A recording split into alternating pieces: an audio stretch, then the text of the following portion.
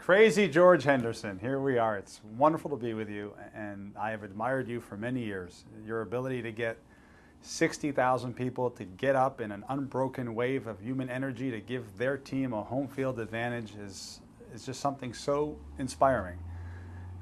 And I'm trying to figure out how you did it. Take us back to 1981. How did you create the first wave? Well, 1981 was the first wave that I take credit for. But Right. It took me 3 years of prep before I came up with the final idea, the wave at the Oakland A's New York Yankee playoff game. Game 3. Game 3, you're right. That's right. And that's when I introduced it to the world. Did you have a vision for it? Did you see the final product? Did you see what you're going to do? I envisioned what it was going to be like at Oakland. The massive amount of people, more than I've ever seen before, doing a wave. So I had these 3 sections. I told them, okay, everybody in this thing, you stand up and sit down. As the people next to you stand up and sit down, and you just keep going. And I told them over and over and over, and I told everybody, you got to do it. Everybody in this section has got to stand up and sit down, because if it isn't everybody, it's not going to be a beautiful wave. It doesn't become art.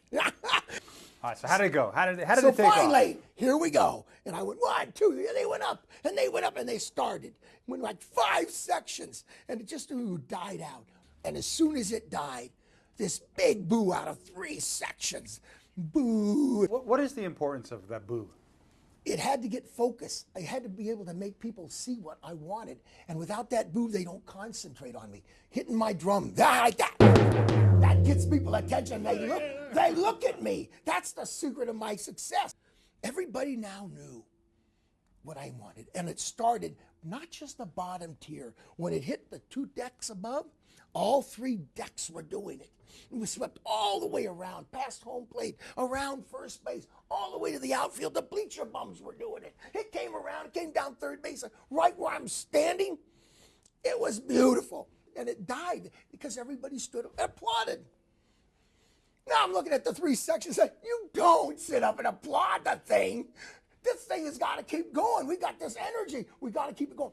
I'm going to start at the 4th time, and it better go right by here and keep going. But Krazy George, the wave is not about you. It's about 46,000 people, right? That's right. That's right. It's to get everybody involved in something that makes them feel special, that they're contributing something to this game. Now, Krazy George, what a wave is energy. It is energy. And is that what you tried to tap into? If you could heighten human energy, it just keeps going. Can they do more? It's the whole thing about the wave is energy. And I don't know if nobody's ever calculated this, but if you get 47,000 fans and every minute they go around and they're standing up and sitting down, there's got to be thousands of horsepower. All right, let's break it down. You obviously did something that today we take for granted because we've been caught up in so many waves, in stadiums and in life. Yeah. But the first time around, someone had to think it up, right? Right.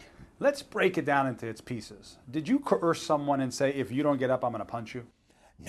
No, but I threaten people. People laugh. But they know you're not serious. Oh, they know. It's all fun. And So you're not like some boss that says you need to get up or else. No, that doesn't get waves to go, right? That's right. Did you motivate people? Did you show up at the stadium with a bunch of $20 bills and say, now look, I'm going to give you a 20 and you get up, and here's a 20 for you? Did you do it that way? No. Did you hide the ball? Did you say, get up and I'm not going to tell you why? It's a secret.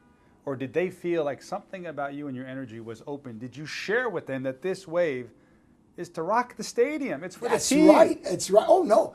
Every time I do a cheer, I always tell this cheer is for the team. You are supporting your players. And that's every cheer I say. I know it's a big word, but in effect, you're being transparent. Transparent. That's a big word. Transparent, right? But you're basically not hiding the ball. You're saying the reason to do a wave is for the team. That's right. You're asking 46 or 60,000 people to get up in an unbroken wave of human energy for the team. That's your vision. Are waves just for Sunday? What about Monday, Tuesday? Back at work. What do waves look like at work?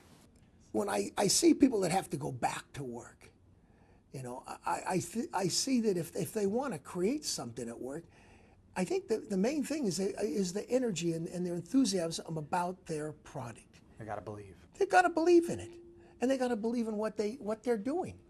People aren't going to stand up for just anybody. It's either a group of guys that are sitting down there that are funny, turn around and show the enthusiasm. But if you get a jerk that's been cussing and yelling at referees the whole game and using obscene language, he turns around to the crowd, tries to start a wave, nobody will follow him. So you're saying nice guys can get a wave to go. Good guys. Good guys, yes.